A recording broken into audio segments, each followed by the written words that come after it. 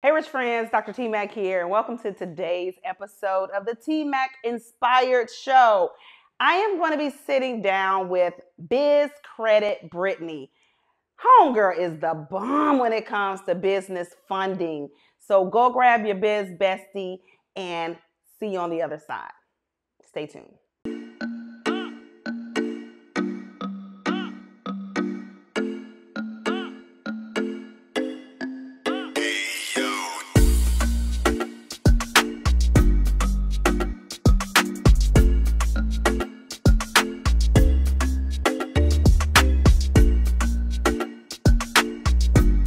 Miss Brittany, hey girl. Hey. Thank you for joining me today. You're welcome. I've been trying to get you on the show for quite some time, and I thought that because we're like in the same kind of circle that you would have agreed, but I tricked you. Y'all really didn't know that she was going to be on the show today. I tricked her into being on the show. So thank you, though. Thank you for being a good sport. I'm excited to be here. So tell everybody who you are, what you do, and how you do it. My name is Brittany. I'm a former travel nurse, now full-time entrepreneur, and I help female entrepreneurs get funding to start, grow, and scale their businesses. Ooh, funding. I like that. You know, anything that deals with money, I like. So what is this funding thing? How did you get started into this? First of all, how did you go from nursing to funding? I know, that's funny, right? Yeah. So I started with basically as being a nurse. Of course, it's a fulfilling career, but I felt like it was just something else that I should be doing. And also I was growing tired of the career. So I started researching and trying to figure out what I could do. I stumbled across real estate, Airbnb, which seemed like it would be something I could do, but didn't cost me so much. Because then I thought that I had to use my money for my business. And so when I started researching it, I found out that I could use other people's money. And, for me, that was a game changer. So I was like, okay, I can leverage my credit, get business credit, and use other people's money and other people's property to gain wealth. So that was just like a deal breaker for me. And I felt like if it changed my life that much, it could change other people's lives. And I was like, I want to be a part of that and help other women like me. Okay. So you said you did research. It wasn't like, I'm all for the easy life. You know that. I don't want to work hard. But you said you did research. There had to be some steps in between. Because, a lot of people are researching now and can't find help. They're researching how to make more money or how do I change my career, or how this, how that. So it's a step missing here. What's that step? I got a mentor. I researched, found a mentor, and then did what they told me to do. I was not her mentor, y'all. So this is not a shameless plug or anything like that. But because that's an important step. It is. Because a lot of, like I said earlier, a lot of people research, and then they're so tired of getting all this information. There's not a chronological order. They're not, and so they stop, and then they feel like, I gotta just keep doing what I'm doing. Yeah. So what made you decide I need a mentor to help me in this Airbnb space? I think what it was is I felt like I couldn't do it on my own, and I needed someone to kind of lead me in the correct way. Because, going to school, being a nurse, we have preceptors. We have, we always know that we need someone else's help in a new area. So that's what it was for me. I just kind of took on my business as if I was doing just like I did with nursing. Like I had to get a preceptor. They taught me. Then I was able to be out on my own. So I just used the same logic. That makes sense. That's good because people don't do that. They don't do that. So you started with one Airbnb. When did you start?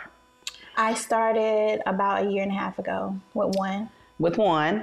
And then how did that go? It went pretty well. So with my first one, I had for about 2 weeks, and I was just like, let me just get 4 more. Well, this is crazy. Let me say why it's so crazy. Because as nurses, we're trained to save lives, and we're trained not to take risk. And, you know, we're trained to, everything has to be safe. Because, you know, double check your narcotics, you know, double check, you know, right patient, right time, right medicine, you know, all the things. We're so cautious. And you went and you turned that nursing hat off quick, girl. You were like, well, I don't know that I turned it off. I think it's because the mentor I had was scaling so fast, and she was a nurse. I was like, well, if she could do it, I could do it. And then also, mind you, that's when I was coming up on the business credit and funding, so I had a whole bunch of funding. So I had to put it somewhere. To money. Yeah, I had to put it somewhere. So I was like, well, let me just get 4 more. Oh, so it was like a no-brainer. The next thing you do is it was natural. Yeah. Just do more. Repeat the process. Yeah.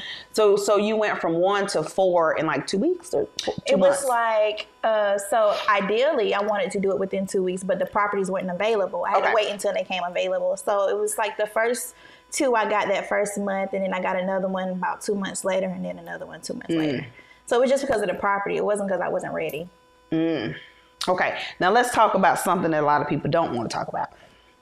And that's business. Because that's a business. It is. And you can research business, you can have a mentor to help you start something, but you gotta have systems in place, or you're gonna be a worker bee in your business. That's true. So what did that look like? Did you have systems and you were hands off, or what did that look like? Now you've scaled up and have 4 Airbnbs. You have a business, and it's technically 4 businesses, you know, technically, because you got to run each one of them. What did that look like? So that's the part where I feel like I not failed at, but I had to learn, because I did everything myself. Like I guess with nursing, if I compare it back to nursing, we have so much autonomy. We do a lot. We are everything for the patient. So that's how I treated my business. That's all I knew. Like, I am everything. This is my business. I should do everything. So as far as like with the Airbnbs, the setup and things, of course, I relied on my husband for all of that. Because I don't know how to do furniture and all of that stuff. But as far as like running the business, answering all of the clients, you know, posting the listings. You did everything. I did everything. In your business. You didn't have an assistant or anything. How did that feel? Overwhelming. That's the part people don't want to talk about. Overwhelming. I was tired. Like, originally, remember, I left nursing because I felt, you know, drained. I was tired. Then now I have this business. I'm feeling the same way. Because you were a worker bee. Yeah. In your business, right? You had to do everything in your business. It's very, very difficult for people to go from a 9-to-5 to entrepreneurship and not do the same things they did in their job. You get what I'm saying? Yeah. Because that's all they know. To me, that's when you transition and say, look, I feel the same way I felt when I was working for somebody else. I need to find a coach to help me structure this thing where I'm not working so much or so many days, or how, you know, I'm not working as much, right? Yeah. But people stop there. They don't get that. They don't take that next thing, that next step, and say, now, I know there's everybody's not overworked like this in their business. I got to find out how I can scale up and scale back at the same time. You know what I'm saying? Yeah. So what made you decide, at what point did you say, okay, something's not right. I need to figure this thing out?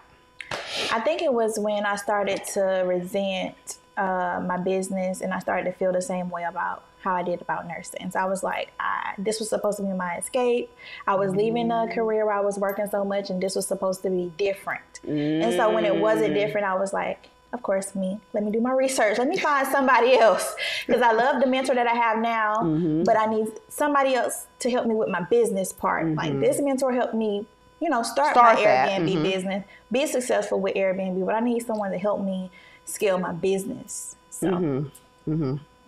And then when you found that person, who was that person?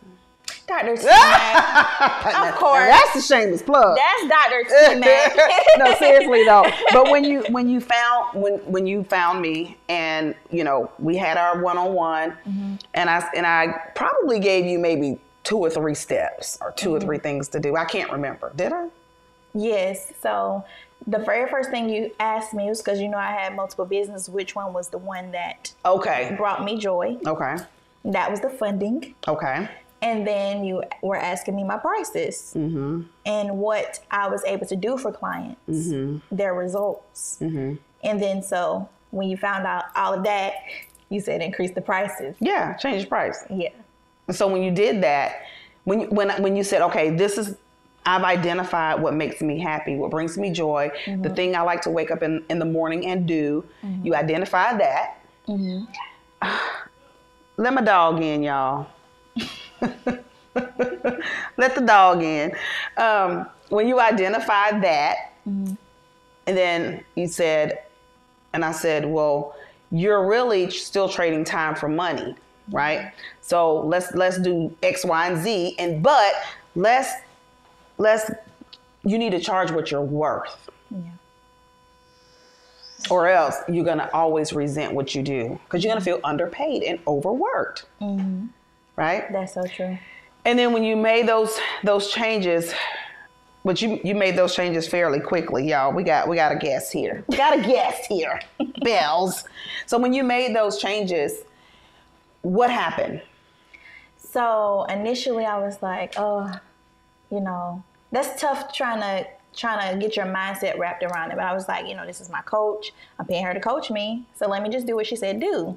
And so when I made the changes, I feel like that pushed me to show up even more and even better because I was like, I'm already doing good. I'm already getting clients results. But, if I'm going to be taking money from people, I have values, I have, character. I want to make sure that they get what they're supposed to be getting. And so it forced me to push me even more. And so it was I think it was the best thing I could have done was increasing my prices. For sure. What would you tell people now? Because, a lot of people who watch my show and listen to the show, they are entrepreneurs, but they're not making the money that we make because they're afraid to charge what they're worth. What would you tell them? What would you say? Just do it. Do what your coach says do. Just do it. Because I feel like you're never with entrepreneurship and business, you're never going to be ready for your next steps, but you just have to do it. You have to force yourself to do it.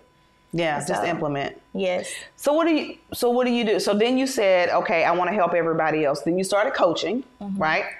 And when you were helping people get money, get the funding they needed for their business and all this, and then you started coaching them, or how did that? You did it for them first, and then you started helping people do it for themselves, right? That's right. Okay, so that's what changed. Okay.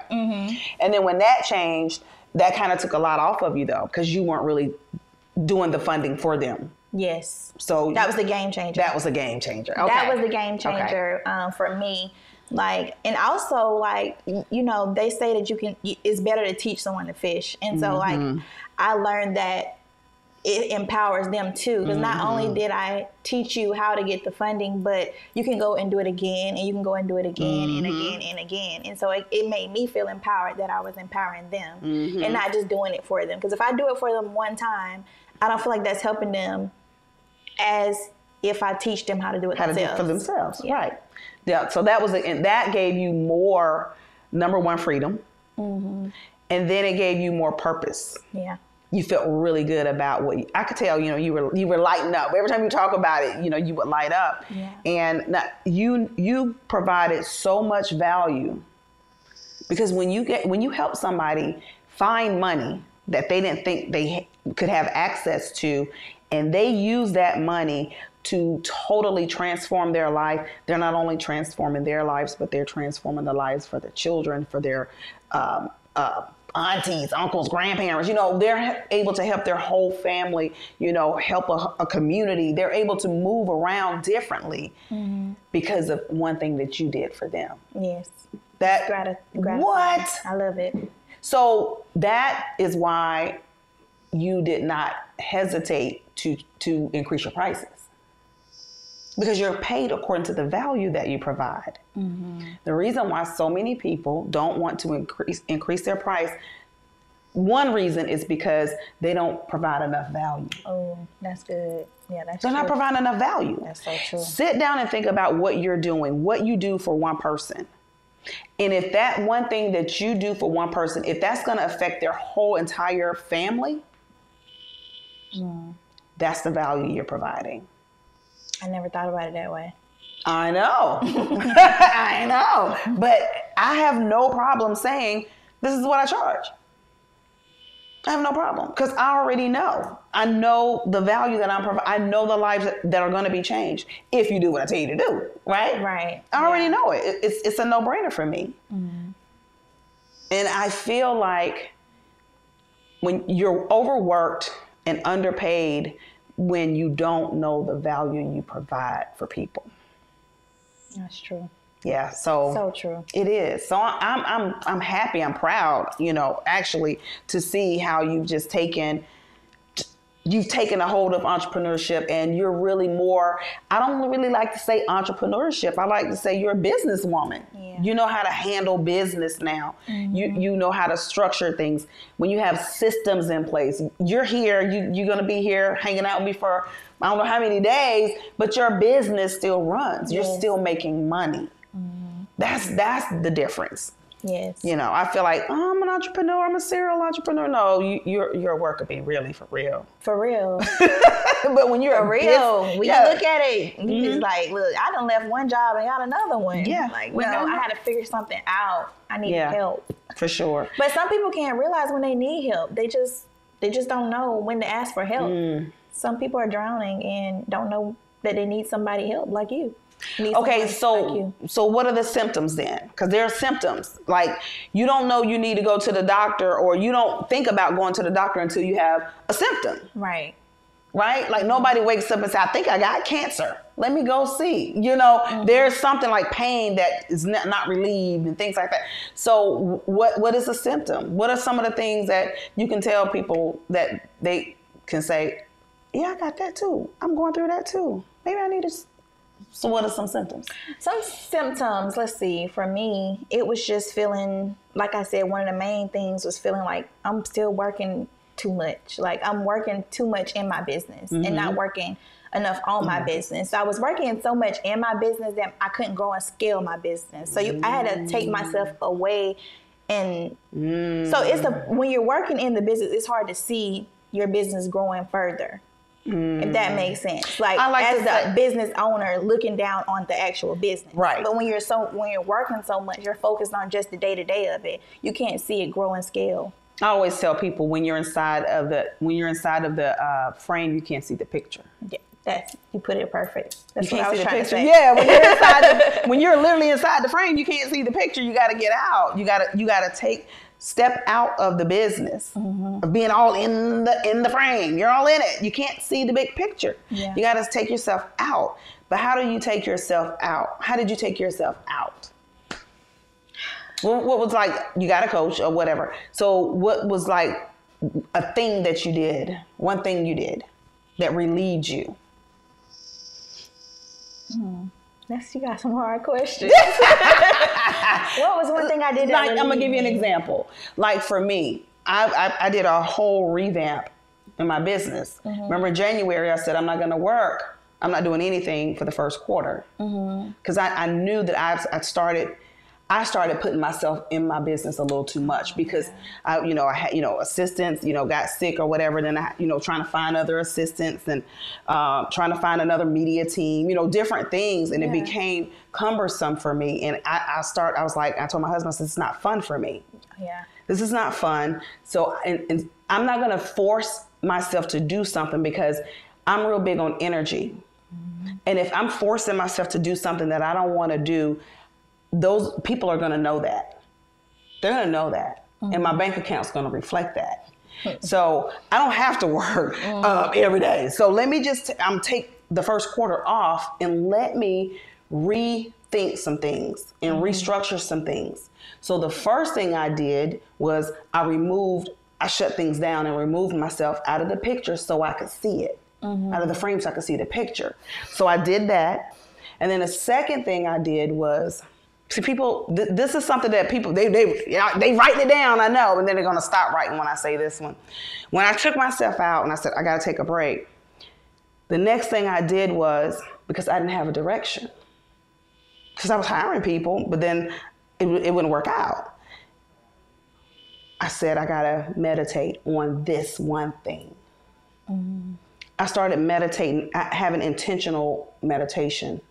I didn't want to pray because when you're praying, you're talking to God and telling him what you want. But when you're meditating, he's talking to you. You're just listening. So true. So I'd already said what I wanted. So that was my prayer. Then I just intentionally meditated on my business. I would close my eyes and I would envision the business how I wanted it to be. Right? And then when that happened for like maybe 2 weeks. I would just quietly meditate and think about, oh my God, mentally in my mind, I was like, oh, it would be so nice if I had this. Oh, it would be nice if this was this way and this was that way. Yeah. And then I literally had a whole team waiting for me. You met my team. How you like my team? I love your team.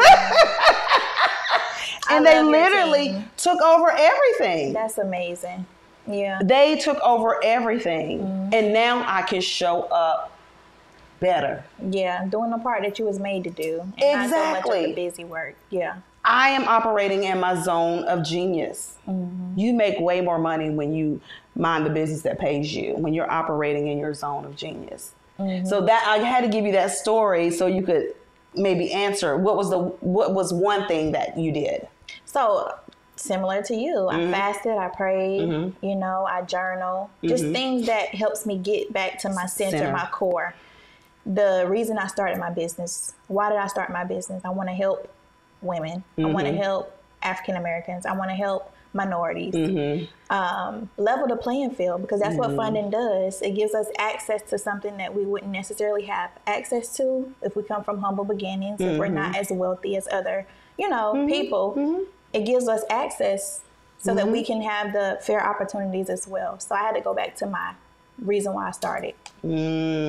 And then everything just shifted. Now you're happy. So what are you doing nowadays? Well, nowadays I'm helping my clients get funding. I'm living the life that I really want to do. I love to travel. I get to go spend time with my mentors. I get to bring my husband along. Yeah. And, we sat down the other day and was like, we didn't believe that this was possible for us until now we're living it. You take the necessary steps and you got to, like, one thing you taught me is that you got to know what you desire. Know what it is that you really want out of life. Write it down, pray about it. But then, I think when you make that statement and you let yourself know it's okay for you to want those things. It's okay to want to be rich. It's okay to want to be wealthy. It's okay to want generational wealth. And so once I made it okay, and then I went after it. So that's what changed for me. So there's more to your coaching than just helping people, help themselves get funding and things like that. It's more of it's a calling.